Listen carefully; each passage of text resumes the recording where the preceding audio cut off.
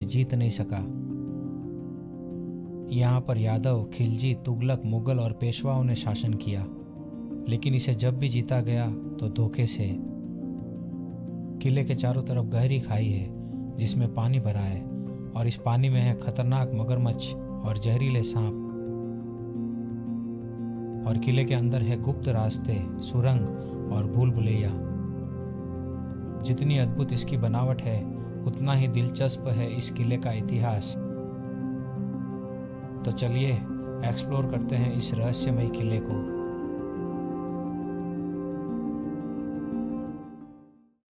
Hello friends, सबका स्वागत है। तो मेरे पीछे देवगिरी फोर्ट है जिसे आज हम एक्सप्लोर करने वाले हैं। और ये जगह औरंगाबाद, जिसे अभी छत्रपति संभाजी नगर के नाम से जाना जाता है, वहाँ से 15 किलोमीटर की दूरी पर है। और यहाँ से 13 किलोमीटर की दूरी पर एलोरा केव्स हैं। तो जब हम एलोरा केव्स से औरंगाबाद के लिए जाते हैं तो बीच में ये फोर्ट आता है, और इस फोर्ट को दौलताबाद फोर्ट के नाम से भी जाना जाता है। तो ये देवगिरी फोर्ट है और ये एक ऊंची पहाड़ी पर बना हुआ है। इसकी जो टोटल हाइट है कुल मिलाकर वो 600 फीट है। इस फोर्ट को यादव वंश के राजा भिल्लम पंचम ने बनाया था, और उसके बाद में यहाँ पर कई शासकों ने अपना शासन किया। तो सारी स्टोरी मैं आपको बताऊँगा। अभी हम यहाँ से फोर्ट में चलते हैं। ये यहाँ का पार्किंग है, और पार्किंग का जो चार्ज है वो 2 व्हीलर का 20 रुपये है और 4 व्हीलर का 50 रुपये है। तो मैं यहाँ 2 व्हीलर से आया हूँ। मैंने औरंगाबाद से स्कूटी रेंट पर लिया जिसका रेंट 550 रुपये है। तो ये मेन रोड है, और मेन रोड के ऊपर ही फोर्ट की एंट्री है।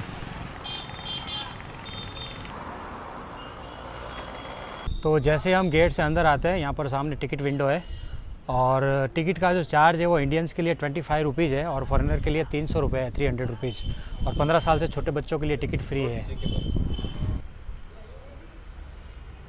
तो टिकट विंडो से मैंने टिकट ले लिया है, और यहाँ पर ये मेन एंट्री है फोर्ट की। मेन गेट के पास में यहाँ पर फोर्ट की जानकारी लिखी हुई है, हिस्ट्री लिखी हुई है यहाँ पर।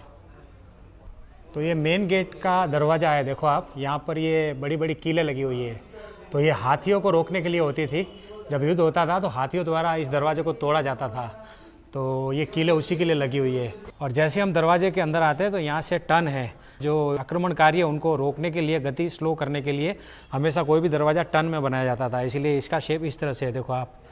और ये जो मॉन्यूमेंट है, ये जो किला है, ASI के अंडर में है, आर्कोलॉजिकल सर्वे ऑफ इंडिया। यहाँ पर पानी की बोतल पर एक स्टिकर लगता है, और उसका 20 रुपये हमसे चार्ज लिया जाता है। जब हम किला विजिट करके वापस जाते हैं तो पैसे हमें लौटा दिए जाते हैं। तो ये काफ़ी अच्छी बात है।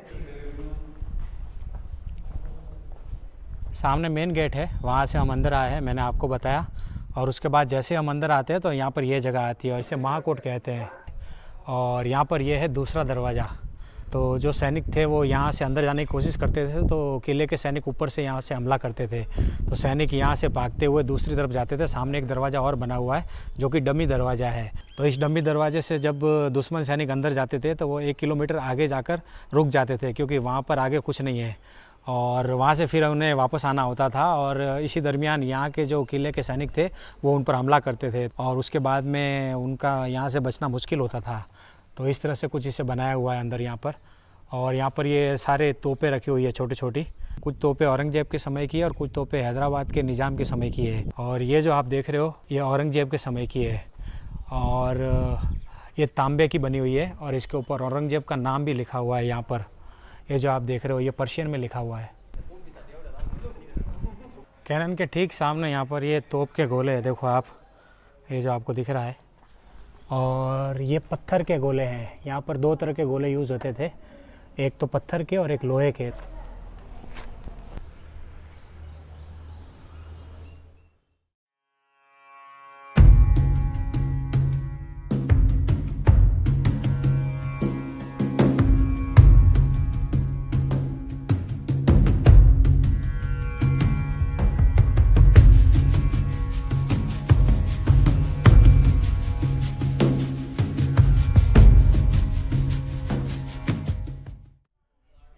तो आगे बढ़ते हैं। ये है किले का दूसरा दरवाज़ा। दरवाजे के पास में यहाँ पर ये जगह बनी हुई है, तो यहाँ पर सैनिक बैठते थे। दोनों तरफ इसी तरह का ये स्ट्रक्चर बना हुआ है। और जैसे हम दरवाजे से अंदर आते हैं तो सामने ये रास्ता बंद हो जाता है। एक रास्ता इस तरफ जाता है जो कि हमें लगता है फोर्ट का रास्ता है, लेकिन ये फोर्ट का रास्ता नहीं है। ये दुश्मन सेना को चकमा देने के लिए बनाया गया है। दुश्मन सेना यहाँ से आगे जाती थी और फिर बाद में आगे फंस जाती थी और उनकी एनर्जी और उनका टाइम वेस्ट होता था। उसके बाद में यहाँ के जो सैनिक थे वो उन पर हमला करते थे। और जो सही रास्ता है वो इस तरफ है, तो यहाँ से हमें आगे बढ़ना होता है।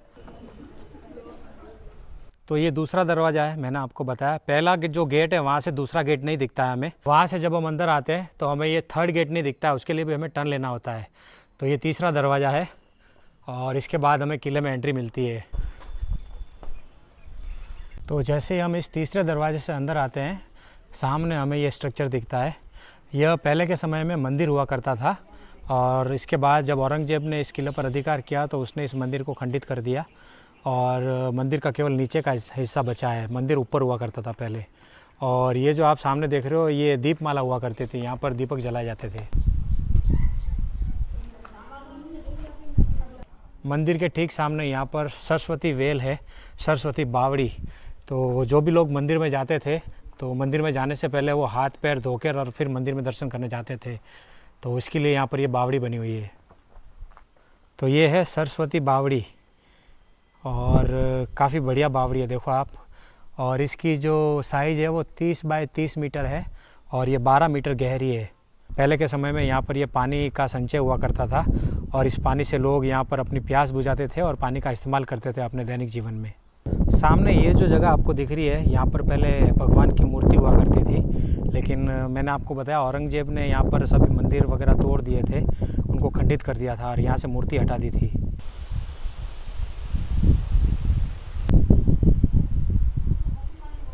तो सामने तीसरा दरवाज़ा है, हम वहाँ से आगे आए हैं करीब 200-300 मीटर और ये जगह है हाथी हौज। काफ़ी बड़ा सा ये तालाब हुआ करता था, इसे हाथी हौज कहते हैं। और इसकी जो गहराई है वो 25 फीट है। अभी यहाँ पर पानी नहीं है, पहले यहाँ पर ज़मीन के नीचे से पानी भरने की व्यवस्था होती थी और यहाँ पर सैनिक अपना प्रशिक्षण करते थे और जो वाटर ट्रेनिंग है वो लिया करते थे। अभी ये सूखा है, वैसे पहले यहाँ पर पानी भरा रहता था। हाथी हौज के पीछे की तरफ यहाँ पर यह है भारत माता टेम्पल। तो ये है भारत माता मंदिर। काफ़ी बड़ी जगह है, देखो आप, काफ़ी खुली जगह है और ये सारे पिलर टूटे हुए हैं अभी। इस जगह पर पहले जैन और हिंदू मंदिर थे, फिर मुस्लिम शासकों ने यहाँ पर इसे मस्जिद बना दिया और उसके बाद जब देश आज़ाद हुआ तो इस जगह को लेकर काफ़ी लड़ाइयाँ होने लगी और काफ़ी विवाद होने लगा। तो भारत सरकार ने इसे मस्जिद और मंदिर से हटाकर भारत माता मंदिर बना दिया और उसके बाद से ये विवाद शांत हो गया, मंदिर मस्जिद वाला। तो ये मंदिर का सभा मंडप है, काफ़ी बड़ा है, 87 मीटर बाय 87 मीटर है ये। तो पहले के समय में जब यहाँ पर देवगिरी शहर था इस किले में, तब यहाँ पर सभी लोग इकट्ठा होते थे और यहाँ पर सभाएं होती थी, यहाँ पर भजन कीर्तन होते थे, प्रसाद बंटता था मंदिर के सामने। तो इसलिए काफ़ी बड़ी जगह है।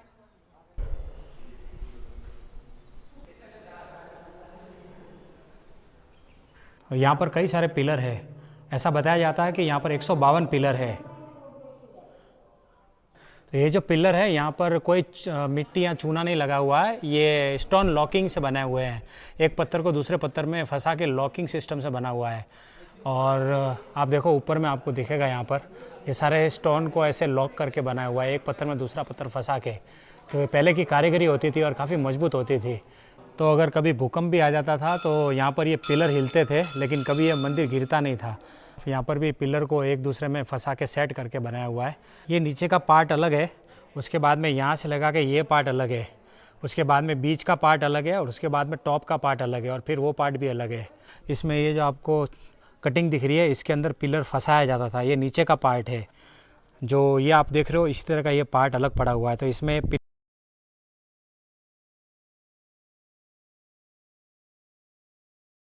पड़ा हुआ है, तो इसमें पिलर को फिट करते थे, जैसे ये किया हुआ है। भारत माता मंदिर के ठीक सामने है चांद मीनार। ये जो आपको दिख रही है इस मीनार को कहते हैं चांद मीनार और इसे अलाउद्दीन बहुमनी ने बनाया था 1445 ईस्वी में। जब उसने गुजरात पर जीत हासिल की थी तब उसने ये मीनार बनाई थी। चांद मीनार की जो कुल हाइट है वो 70 मीटर है। जो दिल्ली की कुतुब मीनार है उससे ये केवल 2 से 2.5 मीटर छोटी है और इसके नीचे फाउंडेशन किया हुआ है जिससे ये मीनार सीधी है। दिल्ली की कुतुब मीनार थोड़ी झुक चुकी है क्योंकि उसके नीचे फाउंडेशन नहीं है। इस मीनार में कहीं कहीं पर ब्लू टाइल यूज़ की गई है, जो ईरानी टाइल है, काफ़ी महंगी होती है ये, इसलिए कहीं कहीं पर लगाई हुई है। और इसके एक तरफ में मस्जिद है और दूसरी तरफ नगार खाना है। नगार खाना में जो सैनिक होते थे वो नगाड़े बजाते थे सबको एकत्रित करने के लिए। मीनार में नीचे से ऊपर जाने के लिए सीढ़ियाँ बनी हुई है, 248 घुमावदार सीढ़ी है, लेकिन एएसआई ने अभी बंद कर दिया है। ऊपर कोई नहीं जा सकता क्योंकि यहाँ पर पहले किसी ने सुसाइड कर लिया था। चांद मीनार के ठीक सामने यहाँ पर यह है तोप संग्रहालय। तो यहाँ पर कई सारे कैनन रखी हुई है। यहाँ पर ये 3 मेन तोप है। ये जो पहली वाली तोप है ये औरंगजेब के समय की है और ये कॉपर की है, तांबे की, और इस पर पर्शियन में औरंगजेब का नाम भी लिखा हुआ है। उसके बाद जो दूसरी वाली तोप है वो पीतल की है और वो हैदराबाद के निज़ाम की है, और जो लास्ट वाली है वो ईस्ट इंडिया कंपनी की है।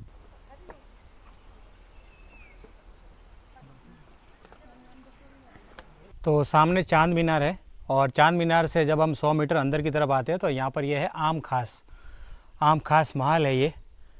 तो यहाँ पर जो खास लोग होते थे वो ऊपर बैठते थे और नीचे यहाँ पर सारे सभा के आम लोग बैठते थे, इसलिए इस जगह का नाम आम खास है। आम और खास सभी लोग यहाँ पर एकत्रित होते थे जब यहाँ पर कोई कार्यक्रम या फंक्शन होते थे। और इस तरफ में आप देखो ये सारी मूर्तियाँ पड़ी हुई है। तो अलग अलग हिंदू और जैन धर्म के देवी देवताओं की ये मूर्तियाँ हैं। यहाँ पर जब खुदाई की गई थी तो ये सारी मूर्तियाँ मिली थी, तो इन्हें एएसआई ने यहाँ पर लगवा दिया है चारों तरफ।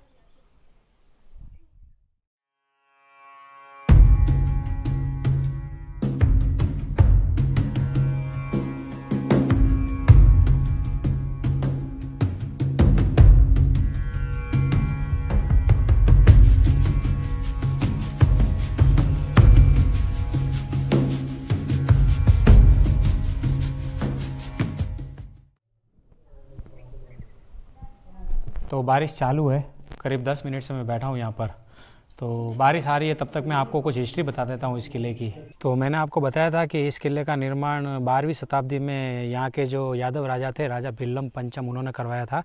उसके बाद में 1294 में यह किला अलाउद्दीन खिलजी ने जीत लिया था।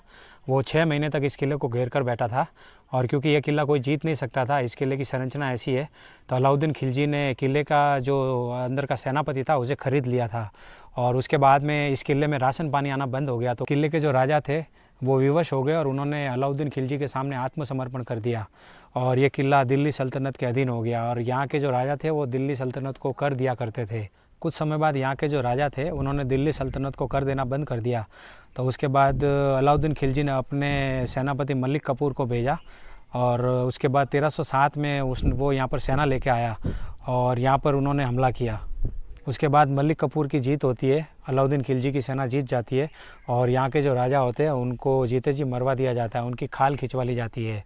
बाद में 1327 में जो दिल्ली के सुल्तान थे मोहम्मद बिन तुगलक, जो कि अपने तुगलकी फरमान के लिए प्रसिद्ध थे, उन्होंने फरमान जाहिर किया कि वो दिल्ली सल्तनत को यहाँ पर देवगिरी में शिफ्ट करेंगे और अपनी राजधानी बनाएंगे। बाद में वो अपनी सेना और अपने नागरिकों के साथ यहाँ पर आकर शिफ्ट हो गए देवगिरी में, और इसका नाम बदलकर उन्होंने दौलताबाद कर दिया, क्योंकि पूरी राजधानी यहाँ पर शिफ्ट हो गई थी। तो यहाँ पर काफ़ी सारा दौलत इकट्ठा होने वाला था, पूरे भारतवर्ष की दौलत यहाँ पर जमा होने वाली थी, इसीलिए इस जगह का नाम उन्होंने दौलताबाद किया। लेकिन देवगिरी को राजधानी बनाने का जो मोहम्मद बिन तुगलक का सपना था वो ज़्यादा लंबा नहीं चला, और उनके नागरिकों ने विद्रोह कर दिया। उसके बाद में उसे यहाँ से फिर से राजधानी दिल्ली शिफ्ट करनी पड़ी। उसके बाद में फिर अहमदनगर के निज़ाम शाही के अधीन यह किला आया, और उसके बाद फिर मुग़ल बादशाह शाहजहाँ और औरंगज़ेब ने यहाँ पर राज किया, और उसके बाद में अंत में हैदराबाद की जो निज़ाम शाही है उन्होंने यहाँ पर राज किया, और भारत के आज़ाद होने के बाद यह किला भारत सरकार के अधीन हो गया।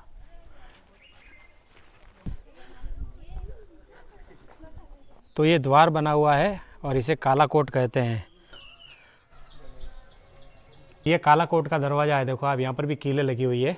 जैसे हम इस दरवाजे से अंदर आते हैं, सामने यहाँ पर ये दूसरा दरवाज़ा बना हुआ है जो कि टर्न में है, लेकिन यहाँ पर भी एक दरवाज़ा हुआ करता था इस जगह पर, और अभी यहाँ पर दरवाज़ा नहीं है, खाली ये जगह है। पहले यहाँ पर दरवाज़ा होता था, तो जो सेना यहाँ पर हमला करने आती थी किले पर, अगर यहाँ पर वो आ भी जाती थी, पहुँच भी जाती थी, तो वो यहाँ पर दरवाज़ा देखकर इसके अंदर घुसने की कोशिश करती थी, और उसके बाद में यहाँ के जो सैनिक थे ऊपर से इस दरवाजे को बंद कर देते थे और वो यहाँ पर फंस जाते थे, और उसके बाद वो यहाँ से इस जगह से नीचे देखते थे निकलने के लिए।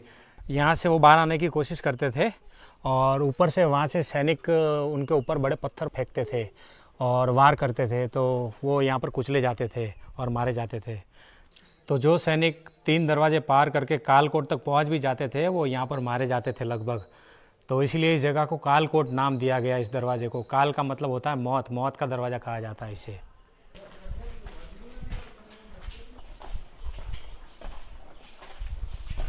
तो ये गेट है, यहाँ से हम नीचे से आए हैं।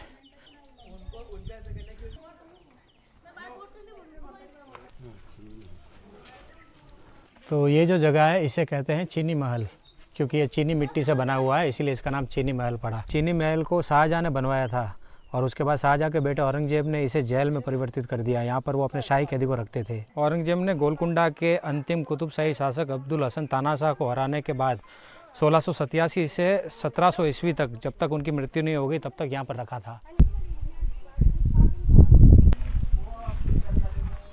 तो ये है मेंढा तोप। यहाँ पर ये मेंढे का मुंह लगा हुआ है भेड़ का, इसलिए इसे मेंढर तोप कहते हैं। तो यह 5.5 मीटर लंबी तोप है और इसका जो वज़न है वो 14 टन है, 14 टन। और इस तोप की मारक क्षमता जो है वो करीब 9 किलोमीटर है, तो काफ़ी दूर तक वार करती है ये। और ये पंच धातु से बनी हुई है। वैसे इस तोप का नाम किला-ए-सिकन है। किला-ए-सिकन मतलब किले को तोड़ने वाली तोप, लेकिन क्योंकि वहाँ पर आगे मेंढे का मुंह लगा हुआ है भेड़ का, तो इसलिए इसका नाम मेंढा तोप पड़ गया। तो ये औरंगजेब के समय की तोप है। यहाँ पर पर्शियन में औरंगजेब का नाम लिखा हुआ है इस तोप पर। इस तोप को 360 एंगल में घुमाया जा सकता था। आप देखो अभी तो ये टूट गया है, इसके ऊपर ये तोप रखी हुई थी और इसके नीचे जहाँ पर हम खड़े हैं इसके नीचे इसका एक्सेस था, जहाँ से इस तोप को घुमाते थे।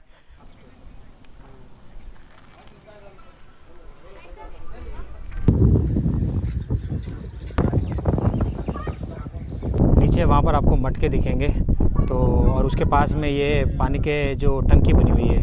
तो जब ये तोप चलाते थे तो इसकी आवाज़ बहुत ज़ोर से ज़्यादा होती थी, तो कान का पर्दा फट सकता था। तो इसके लिए यहाँ पर पानी भरा जाता था, बाल्टी से पानी निकाला जाता था और इन मटकों में डाला जाता था। और यहाँ जो सैनिक थे तोप चलाने वाले, वो तोप को स्टार्ट करने के बाद में कान में रुई भिगो के और अपना सर इस मटके में रखते थे जब तक तोप फायर नहीं करती थी। ये जो आपको महल दिख रहा है ये अहमदनगर के निजाम शाह का महल था। 1607 में उन्होंने अपनी राजधानी यहाँ पर शिफ्ट की थी देवगिरी में। इस महल में 2 पार्ट है, ऊपर वाला जो है वो किंग का है और नीचे तह खाने में क्वीन का है। तो किंग पैलेस और क्वीन पैलेस दोनों है इसमें, लेकिन अभी ये बंद है, इसे रिनोवेट किया जा रहा है, तो इसके लिए इसे बंद रखा हुआ है। तो नीचे आपको एक ब्रिज दिख रहा होगा, हमें यहीं से आगे बढ़ना है। यह ब्रिज बाद में बना है, पहले यहाँ पर चमड़े का ब्रिज यूज़ किया जाता था। दुश्मन सेना हमला करती थी तो चमड़े को गोल लपेट लिया जाता था और ब्रिज हटा दिया जाता था, तो सेना यहाँ से आगे नहीं बढ़ पाती थी। और ये जो नीचे आप जगह देख रहे हो, यहाँ पर पानी भरा हुआ है पूरा और 150 फीट गहरी खाई है और पानी में काफ़ी खूंखार मगरमच्छ और जहरीले सांप है, तो इसीलिए सेना पानी में से भी आगे नहीं बढ़ पाती थी। अभी तो हम आसानी से जा सकते हैं, लेकिन पहले यहाँ से इस पार से उस पार जाना काफ़ी मुश्किल हुआ करता था। सामने आपको दिख रहा होगा पहाड़ी को काटा हुआ है, देखो आप इस जगह पर। तो जो छिपकलियाँ होती थी ऊपर चढ़ने के लिए जो पहले यूज़ करते थे, उससे सैनिक ऊपर नहीं आ जाए इसके लिए इस पहाड़ी को काट दिया गया। और इस तरफ में ये पहाड़ी काफ़ी चिकनी है, तो इस तरफ से ऊपर चढ़ना लगभग नामुमकिन है। तो सारे रास्ते यहाँ पर बंद किए हुए थे दुश्मन सेना के लिए। तो दुश्मन सेना वाले जैसे तैसे करके दरवाजे पार भी कर ले हुए, तो यहाँ पर आके वो आखिर में फंस जाते थे। तो गजब की कारीगरी है। और अभी तो और आगे चलना है, मैं आपको और बताता हूँ। सबसे मेन पार्ट अभी आएगा जिसे भूल भुलैया कहते हैं। तो यहाँ पर बोर्ड लगा हुआ है, कौशन सावधान अंधेरी मार्ग। तो ये है भूल भुलैया जिसे अंधेरी मार्ग कहते हैं। अभी तो यहाँ पर हालांकि छोटी लाइट लगी हुई है, लेकिन पहले के समय में यहाँ पर गुप्त अंधेरा रहता था।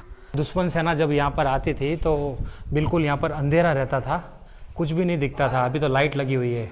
और उसके बाद में जो यहाँ के जो सैनिक थे किले के, वो उन पर हमला करते थे और उन्हें मार डालते थे। हम यहाँ से आए हैं और ये सीढ़ी बाद में बनी है। पहले यहाँ पर ऊपर पैक था, बाद में बारिश की वजह से ये टूट गया है और अभी यहाँ पर रोशनी है। पहले यहाँ पर अंधेरा रहता था। दुश्मन सैनिक यहाँ से आते थे और यहाँ पर पहले एक दरवाज़ा बना हुआ था, गेट बना हुआ था, और यहाँ पर किले के सैनिक छुप कर बैठते थे। जैसे ही दुश्मन सैनिक अंधेरे में गेट खोलकर अंदर आता था तो सैनिक यहाँ से तलवार से काट के उसकी गर्दन अलग कर देता था। और यहाँ से ये जो जगह आपको दिख रही है, यहाँ पर नीचे खाई है, इसमें वो उसका सर नीचे फेंक देता था खाई में। और अगर यहाँ से कुछ सैनिक आगे भी बढ़ जाते थे तो वो अंदर जाकर फंसते थे भूल भुलैया में, मैं आपको बताता हूँ। और यहाँ पर देखो ऊपर ये सब ये सुरंग वगैरह बनी हुई है, तो वहाँ से सैनिक ऊपर से पथराव करते थे। तो काफ़ी अंधेरा है अभी भी यहाँ पर, और ये भूल भुलैया हुआ करते थे उस समय में। ये जो जगह आप देख रहे हो, यहाँ पर दुश्मन सैनिक इस तरफ से कुछ जाते थे और कुछ इस तरफ से जाते थे, और दोनों मिल के पीछे मिलते थे वहाँ पर। ये पूरा रास्ता यू है पीछे की तरफ से पूरा। यहाँ से अगर हम जाएंगे तो इस तरफ से घूमते हुए आएंगे। ये पीछे का रास्ता है। अभी यहाँ पर लाइट लगी हुई है, लेकिन पहले यहाँ पर अंधेरा रहता था। कुछ सैनिक यहाँ से आते थे, कुछ सैनिक यहाँ से आते थे, और दोनों एक दूसरे को दुश्मन समझ के यहीं पर मार देते थे। और जो सैनिक बच जाते थे वो यहाँ से बाहर की तरफ भागते थे, और जब वो बाहर भागते थे तो यहाँ से ठंडी हवा आती है उस तरफ से, और इस तरफ से ऊपर से सल्फ़र का धुआं किया जाता था, गर्म धुआं। तो सैनिक इससे बचने के लिए इस तरफ भागते थे, जो ये सामने आपको जगह दिख रही है ठंडी हवा के लिए। जैसे वो यहाँ पहुँचते थे तो यहाँ पर एक सैनिक छुप के बैठता था और उनका सर कलम कर देता था, और यहाँ से नीचे फेंक देता था खाई में। यहाँ पर नीचे खाई है, और इस जगह को मौत का कुआँ कहते हैं, लेकिन इसे अभी फ़िलहाल ASI ने बंद कर दिया है इसको। यहाँ पर लाइट लगी हुई है तो इसीलिए हमें दिख रहा है। तो दुश्मन सैनिक यहाँ पर घूमते थे अंधेरे में, और जो ये किले के सैनिक थे वो ऊपर वहाँ पर बैठकर उन पर हमला करते थे, और जो पत्थर थे बड़े बड़े वो उन पर डालते थे, और छुपकर भी वार करते थे। ये सारी जगह जो आपको दिख रही होगी, इस तरफ में भी देखो आपको नीचे वहाँ दिखेगा, तो यहाँ पर सैनिक छुपे हुए रहते थे। जैसे ही सैनिक आते थे वो उन्हें काट डालते थे। तो भूल भुलैया में देखो आप, इस तरह से वो गोल गोल घूमते थे, पूरा ये राउंड सर्कल बना हुआ, और घूमकर वहीं पर पहुँचते थे जहाँ से वो शुरू करते थे। और इस बहाने जो यहाँ के सैनिक थे, किले के सैनिक, उन्हें समय मिल जाता था और वो उन्हें मार डालते थे। तो ये ऐसी भूल भुलैया थी उस समय में, और इसे अंधेरी कहा जाता है क्योंकि यहाँ पर अंधेरा रहता था। मुझे भी कुछ नहीं दिख रहा है, लाइट हालांकि छोटी लगी हुई है फिर भी। तो हम भूल भुलैया में घूमते हुए ऊपर तक पहुँचे हैं, और यहाँ पर नीचे ये खाई है, देखो आप। हम लोग वहाँ से आए थे नीचे से, और उसके बाद हम नीचे की तरफ गए थे भूल भुलैया में। तो अभी हमें ऊपर की तरफ जाना है, तो वहाँ जाने के लिए हमें फिर से यहीं से जाना होगा। और यहाँ पर ये भूल भुलैया अभी भी चालू है, हालांकि यहाँ थोड़ी रोशनी है। करीब 2 मंजिल में ऊपर आया हूँ, और ये भूल भुलैया अभी भी चालू है। तो सैनिकों का यहाँ से निकलना लगभग नामुमकिन होता था, क्योंकि यहाँ पर सारे किले के सैनिक छुपे होते थे और उन पर हमला करते थे। ये देखो आप, यहाँ पर भी सैनिक छुपते थे और नीचे हमला करते थे। यहाँ से नीचे थे हम इससे पहले। तो यहाँ से मैं आया हूँ नीचे से भूल भुलैया से, और इस तरफ में मुझे आगे बढ़ना है अभी। यहाँ से अभी हमें काफ़ी सीढ़ियाँ चढ़नी है, उसके बाद हम टॉप पर पहुँचेंगे। तो यहाँ से आगे बढ़ना है, और यहाँ पर ये बोर्ड लगा हुआ है गणेश मंदिर, गणेश टेम्पल है यहाँ पर। तो ये गणेश टेम्पल है, और ये पेशवा कालीन है। जब यहाँ पर मराठाओं का शासन हुआ करता था, पेशवाओं का, तब यहाँ पर ये मंदिर बनाया गया था।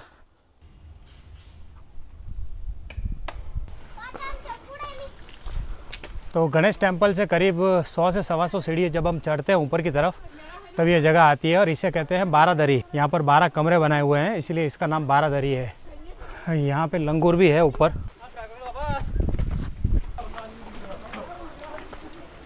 तो मैं ऊपर की तरफ आ गया हूँ, और ये है बारादरी, जिसे समर पैलेस के नाम से भी जाना जाता है। यहाँ पर गर्मियों में जो यहाँ के बादशाह थे वो आराम फरमाते थे, और मुग़ल बादशाह यहाँ पर रहते थे।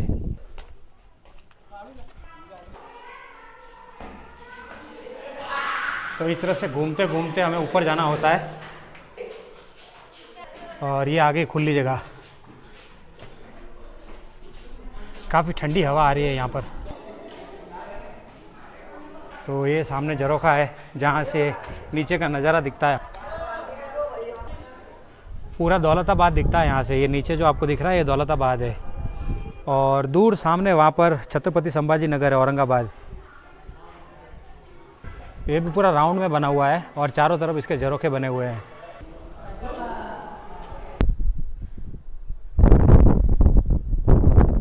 तो ये है किले का लास्ट पॉइंट, और यहाँ पर एक कैनन रखी हुई है, और इसके नीचे यहाँ पर जनार्दन स्वामी मंदिर है, गुफा मंदिर है ये। और ये जो संत एकनाथ थे उनके गुरु थे जनार्दन स्वामी। यहाँ पर ये झरोखा बना हुआ है, यहाँ से हमें अंदर दिखेगा। तो ये बड़ी सी चट्टान है जहाँ पर जनार्दन स्वामी जी के पग चिन्ह हैं, और इसी की दूसरी तरफ यहाँ पर लगातार पानी टपकता रहता है। ये जो आप पत्थर देख रहे हो, देखो आप। जनार्दन स्वामी इस किले के किलेदार थे 16वीं शताब्दी में, और उसके बाद फिर उन्होंने समाज को छोड़कर और सन्यास के पद पर वो आगे बढ़ गए और सन्यासी हो गए। जनार्दन स्वामी गुफा मंदिर से 50 मीटर की दूरी पर यहाँ पर ये है काला पहाड़। काला पहाड़ तोप है, यहाँ पर ये कैनन रखी हुई है। तो यहाँ पर ये कैनन पड़ी हुई है, देखो आप, काफ़ी बड़ी है ये भी, 10 से 12 फीट लंबी है ये कैनन। तो देवगिरी किले का ये सबसे ऊंचा पॉइंट है। तो अगर दुश्मन सेना यहाँ पर आ जाती और अपना झंडा फहरा देती तो वो इस किले पर विजय प्राप्त कर लेती। तो जिसका झंडा इस किले पर लहराता उसी का यहाँ पर शासन होता। तो ये सबसे ऊंचा पॉइंट है किले का। और यहाँ पर एक तोप रखी हुई है जिसका नाम है दुर्गा तोप। तो ये है दुर्गा तोप। ये तोप भी औरंगजेब के समय की है और यहाँ पर भी पर्शियन में औरंगजेब का लिखा हुआ है, और काफ़ी मजबूत तोप है ये, पंच धातु की तोप है ये। तो इसकी मारक क्षमता करीब 3.5 से 4 किलोमीटर है और 5.85 मीटर इसकी लंबाई है कुल तोप की। ये जो तोप है ये चारों दिशाओं में घूमती थी, अभी ये फिक्स है लेकिन पहले ये घूमती थी। और इस तरफ से आप देखो पूरा व्यू दिखेगा आपको नीचे का। तो अगर यहाँ पर हमला होता था तो इस तोप से दुश्मन सेना पर हमला किया जाता था चारों तरफ। और जब ये तोप चलाते थे तो यहाँ पर जो सैनिक थे वो यहाँ पर पानी होता था तो उस पानी में अपना सर डाल देते थे ताकि उनके कानों के पर्दे ना फटे, क्योंकि तोप के चलाने की जो आवाज़ थी वो काफ़ी ज़्यादा होती थी। हवा बहुत ज़्यादा है यहाँ पर, मैंने जो कैमरा पकड़ा वो भी हिल रहा है, इतनी तेज़ हवा है। तो ये सबसे ऊंचा पॉइंट था किले का जो हमने देखा, और मुझे 5 घंटे लगे इस किले को एक्सप्लोर करने में। अगर आप यहाँ पर आते हो तो आपको 3 घंटे लगेंगे, और क्योंकि मुझे पूरी हिस्ट्री जाननी थी और आपको अच्छे से समझाना था तो इसलिए मुझे थोड़ा टाइम ज़्यादा लगा।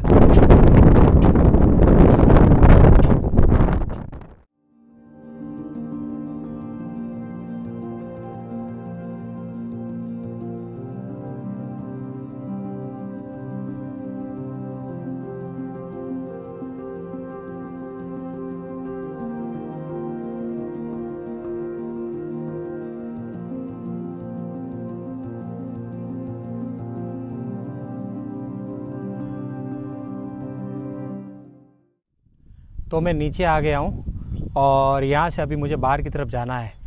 शाम के 6 बज गए हैं और किले की एंट्री बंद हो गई है। इस किले का जो टाइम है वो सूर्योदय से सूर्यास्त का है। तो सुबह 6 बजे किला खुलता है और शाम को 6 बजे इसकी एंट्री बंद हो जाती है। देवगिरी फोर्ट आने के लिए आपको औरंगाबाद आना होगा। नज़दीक का जो रेलवे स्टेशन है वो औरंगाबाद है और एयरपोर्ट भी औरंगाबाद है, और बाय रोड भी आप औरंगाबाद आ सकते हो। किले के अंदर में रेस्टोरेंट वगैरह कुछ नहीं है, तो खाने की कोई सुविधा नहीं है।